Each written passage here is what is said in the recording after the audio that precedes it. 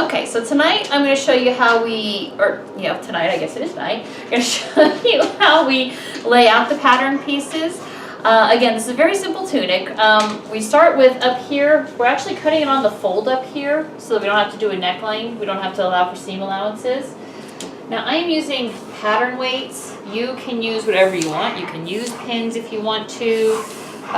There are multiple pattern weights you can use. You could even technically just throw a heavy book down on it to weigh it down if you didn't want to deal with pins.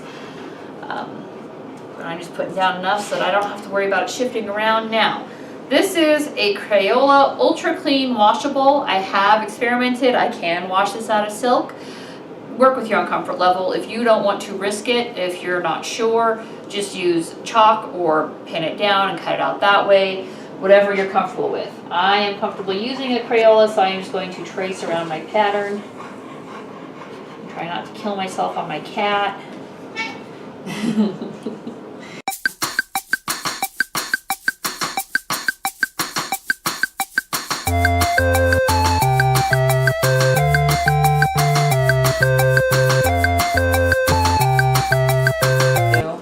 My gusset here now.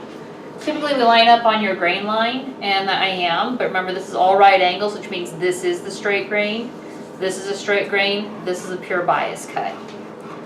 Basically all I need to do is weigh it down a little bit here, trace my triangle, and tape measure. You want to be a purist. You can make sure that you're right here. I'm about 7/8 from the grain there, and 7/8 from the grain there. So this piece is good to trace. Now the nice thing about this, we do need 4 gussets. I'm going to trace this first one out very sloppily.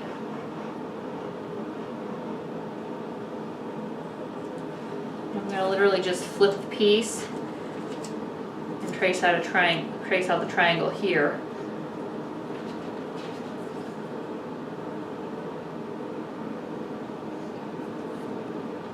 Now you have a square. I have a square, just like that, right? With a line down the center. A line down the center. So. It's diagonal cut toast, which Nick Fury cannot eat. Nick Fury cannot eat.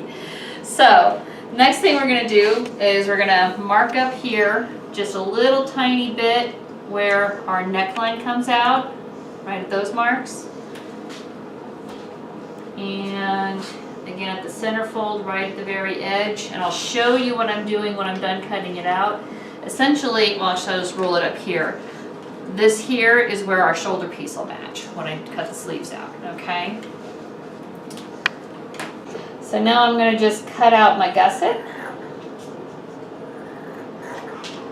And why are you cutting that out now? Didn't you say we needed 4? I do have 4 pieces I'm going to be cutting out. I'm cutting it out now because then I can shift my fabric over and not have to worry about messing up the lines that I've drawn already.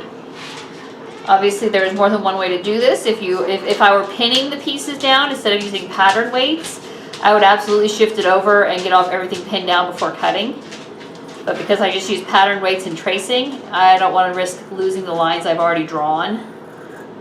So I'm going to cut out as I go.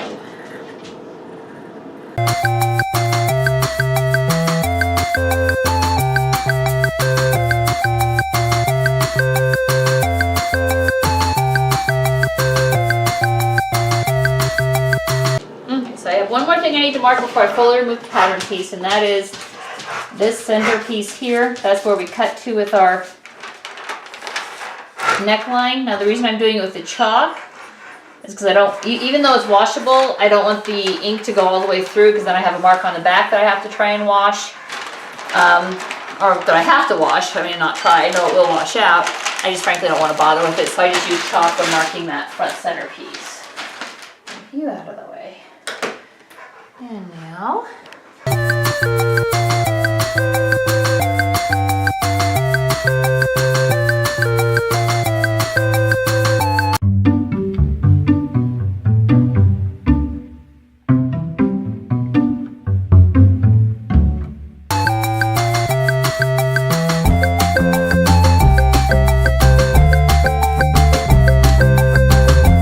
there we go. So now I have my main piece cut out. Okay. So again, we're going to use our straight grain here.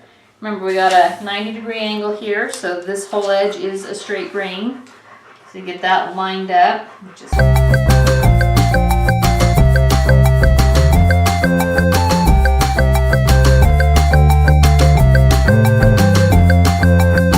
before I trace that out, so essentially I'm going to do what I did with the triangle, where I just flip it to catch the other 4 pieces. Make very sure I have enough room for the sleeve here. And this one, instead of being on the straight grain, is going to be on the cross grain. It really won't matter as long as you have enough, which I do there. Well, I don't think I ever said. You actually, for the average person, average size, you need about 4 yards of 45-inch wide fabric to make this pattern, okay? And that might go up or down if you're doing a floor-length tunic on somebody who's taller or shorter, but about 4 yards will cover your fabric requirements for this pattern. Okay, make sure I don't have any weird bubbles under there. Now you bubble.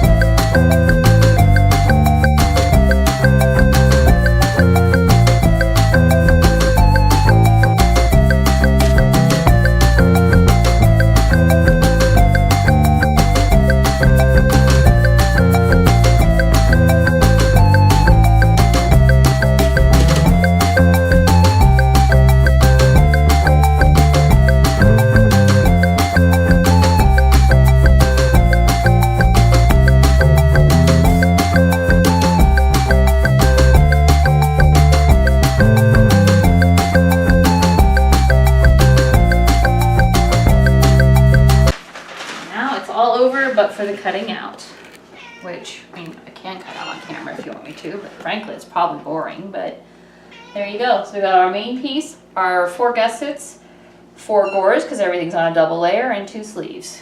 And that's it. Those are our pattern pieces. Next week we'll show you how to start assembling them.